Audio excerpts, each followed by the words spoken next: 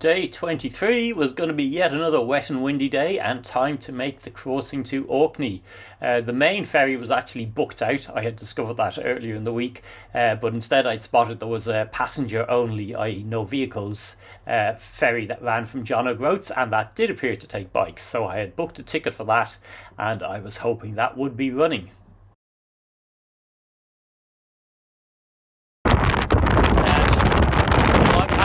Fine day. The rain actually isn't too bad. The wind is fearsome, but this is the wind I was fearing trying to come up through the northwest geopark region with the huge mountains. So it's much easier to deal with on these gentle slopes and long straight roads, and actually also available traffic. Crossing to Orkney in a couple of hours. I say hope because I do wonder if this wind, if the sailing will happen. It's a small enough boat, but fingers crossed.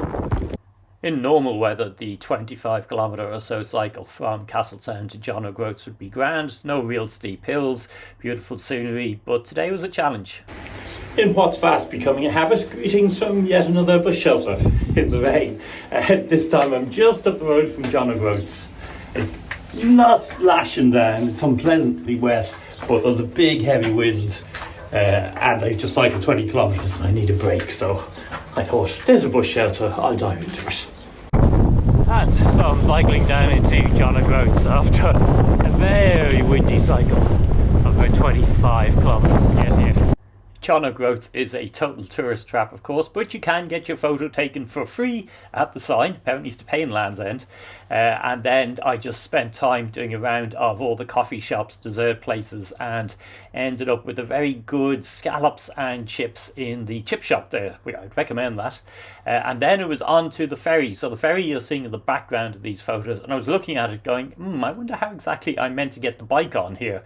This looks like it could be a bit of a challenge, especially when they moved it to the edge of the harbour.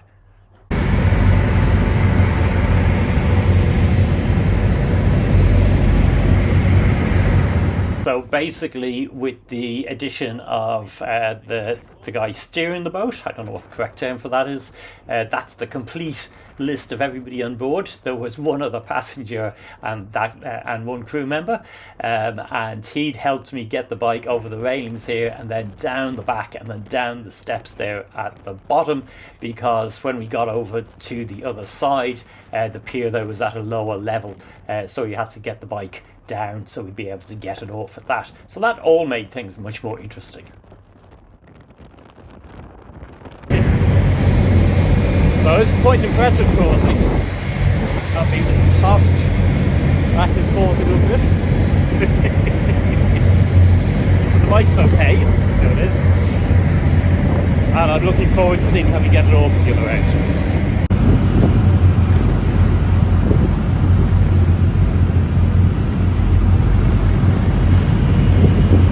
So this ferry route from JoG I'd brings you to South Ronaldsay, which is one of 4 islands you need to cross to get to what's called mainland Orkney. Now thankfully there's a causeway that now links all of those. We'll see the causeways in a moment.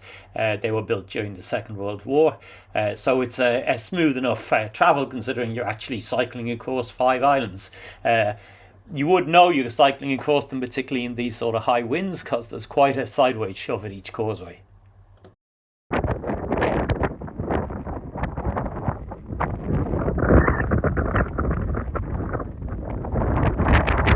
So on this route you end up cycling across 4 causeways. These were all built during the Second World War by Italian prisoners of war and are known as the Churchill barriers. They were to stop German submarines trying to sneak onto the island, and that's also why you see those ships sunk at the side of the causeways as here. Right,